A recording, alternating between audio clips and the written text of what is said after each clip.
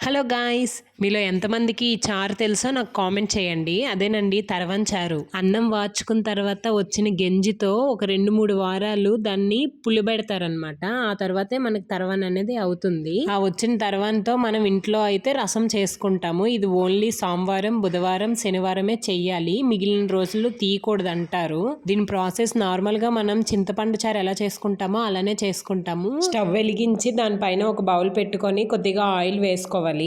Oil heat అయ్యాక కొద్దిగా ఆవాలు, జీలకర్ర, మినప్పప్పు, శనగపప్పు, ఎండుమిర్చి, పచ్చిమిర్చి, అలానే 4 ఎల్లుల్లి రెబ్బలు వేసి వేయించుకోవాలి.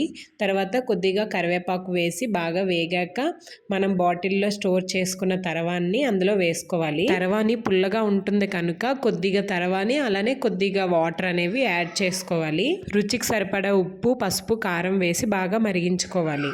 ఈ తరవం చారు ఎక్కువగా శ్రీకాకుళం సైడ్ వాళ్ళు బాగా చేస్తారు.